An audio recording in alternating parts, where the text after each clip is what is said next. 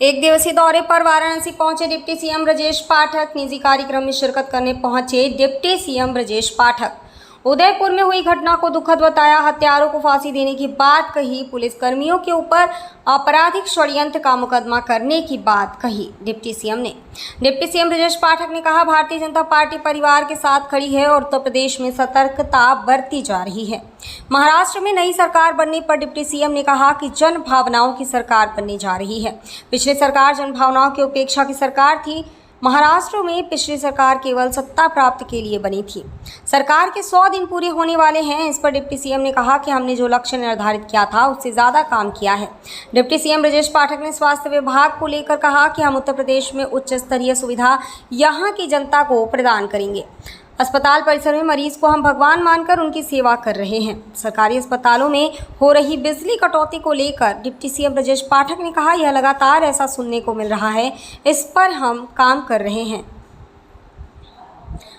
वाराणसी से मनीष गुप्ता की खास रिपोर्ट। उदयपुर की घटना बहुत ही दुखद है, हतप्रभ कर देने वाली है।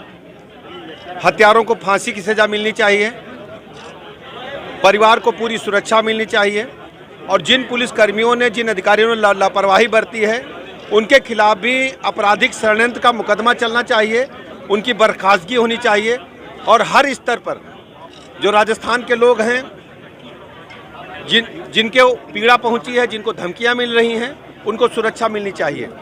भारतीय जनता पार्टी पूरी तरह से पीड़ित परिवारों के साथ खड़ी है। उत्तर प्रदेश सरकार पूरी तरह से सतर्कता बरत रही है। कहीं भी किसी भी स्तर पर कोताही बर्दाश्त नहीं की जाएगी।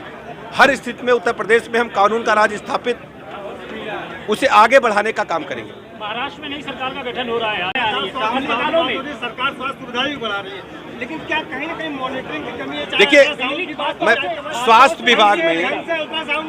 स्वास्थ्य विभाग में हम उत्तर प्रदेश के लोगों से इस बात के लिए वादा करते हैं कि हम उच्च स्तरीय चिकित्सा व्यवस्था उन्हें सभी अस्पतालों में, जो हमारे सरकारी अस्पताल हैं, उपलब्ध कराएंगे।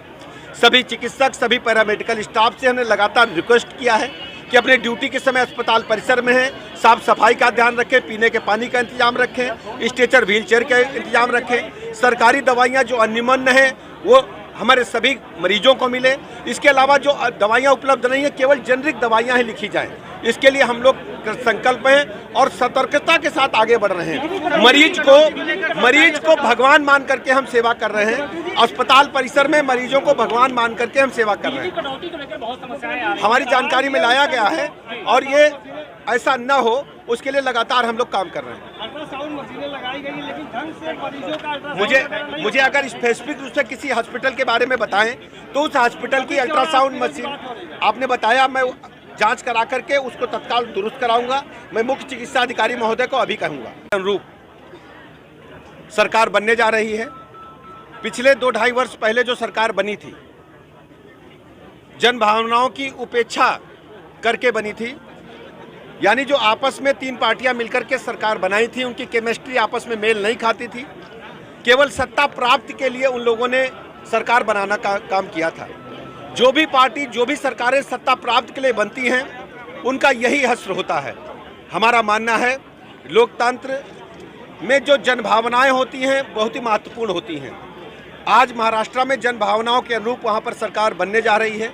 मैं महाराष्ट्र के लोगों को बहुत बहुत बधाइयाँ देता हूँ, शुभकामनाएं देता हूँ और हमारी पार्टी पूरी तरह से महाराष्ट्र के लोगों के साथ है, उनके डेवलपमेंट के साथ है, उनके हितों के साथ है। सरकार को 100 दिन पूरे हो गए हैं, क्या उपलब्धि आ रही है 100 दिनों के अंदर? देखिए, आदरणीय मुख्यमंत्री योगी आदित्यनाथ जी के नेतृत्व में 100 दिन पूरे होने वाले हैं। इन 100 दिनों में हमारी सरकार ने जो हमने लक्ष्य निर्धारित किए थे उससे भी अधिक काम किए हैं।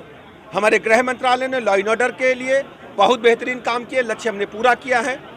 हमारे स्वास्थ्य मंत्रालय ने लक्ष्य पूरा किया है। हमारे PWD मंत्रालय ने लक्ष्य पूरा किया है। सभी विभागों ने बहुत अच्छा काम किया है।